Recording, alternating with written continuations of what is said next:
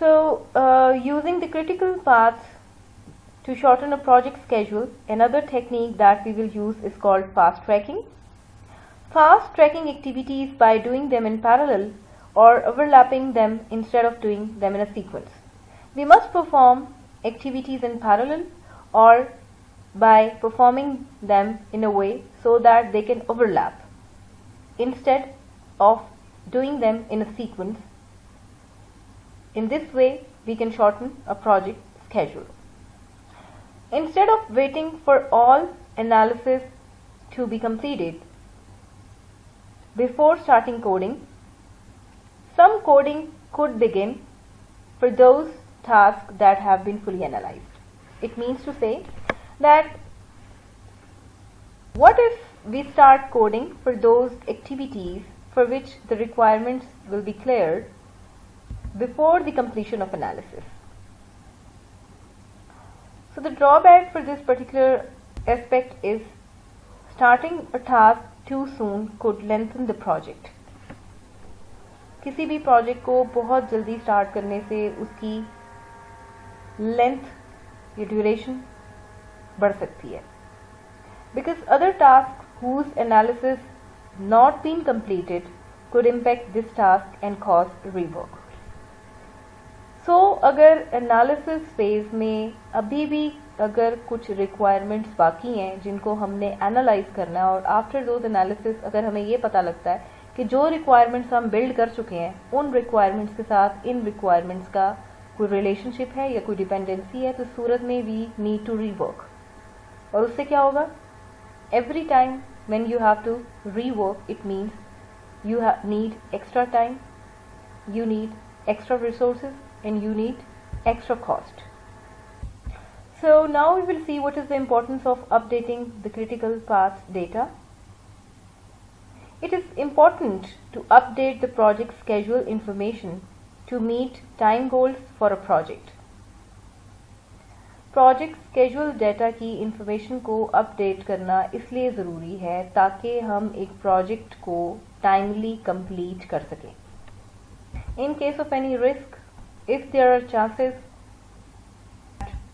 that we cannot deliver the project on time, then we need to shorten the project schedule. Basically, this is called the updation of project schedule.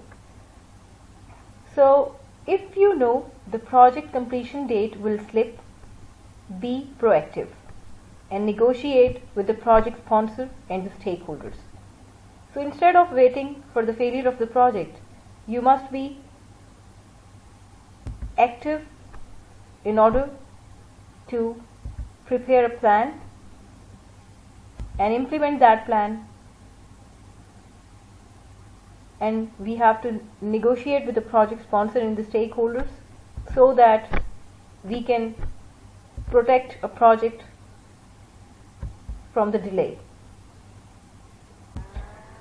So the next technique that we will consider in order to shorten the schedule of the project is basically critical chain scheduling. Critical chain scheduling is a method of scheduling that considers limited resources when creating a project schedule and includes buffers to protect the project completion dates. So the new method that we will use is basically the inclusion of buffers, and that buffer could be some additional time that we can use in order to protect the project completion date for the delivery purpose. So basically in critical chain scheduling, its basic attempt is to minimize multitasking. When a resource works on more than one task at a time, if you have a resource and that resource is working on more than one task one by one,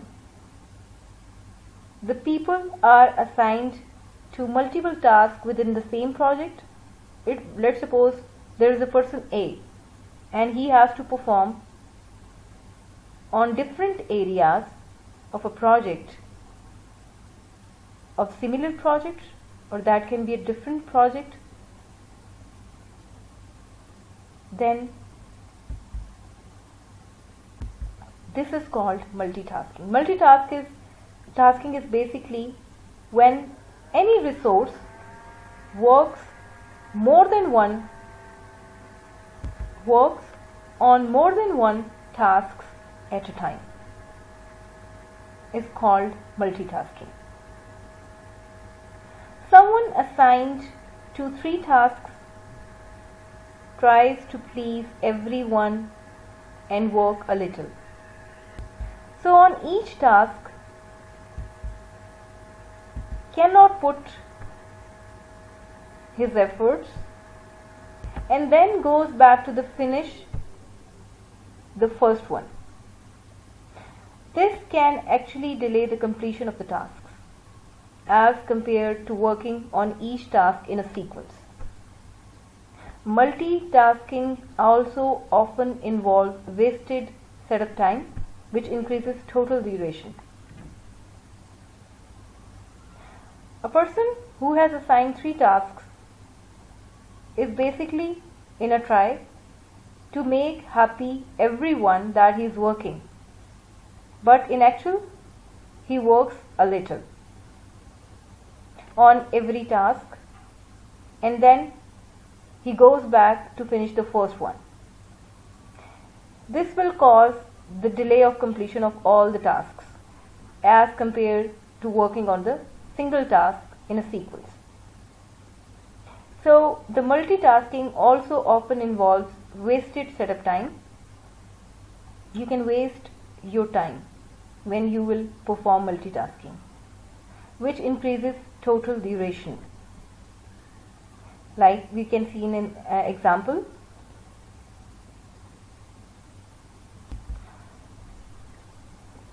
We have 3 tasks, task 1, task 2, task 3, and we are performing them without multitasking. Task 1 will be completed in 10 days, and after these 10 days, task 2 will be completed again in 10 days, task 3 will be completed in 10 days. So task 1 completed after 10 days, task 2 will be completed after 20 days. 3 tasks without multitasking. But when we see the example of multitasking, the person works on task 1 for 5 days, then before completing this task he will start task 2 for 5 days, then task 3 for 5 days, and then again he works on task 1 for 5 days. So if you will see, 5 plus 5 plus 5 plus 5 means after 20 days he will be able to complete the task 1. Then again he will perform the task 2, and then he will perform the task 3. So here, after performing task 2, he will complete the task 2 after 25 days. This is basically the wastage of time. So when we will talk about the buffers and the critical chain, in traditional estimates, often people add a buffer to each task and use it if it is needed or not. And what is buffer? Buffer is basically some additional time to complete a task.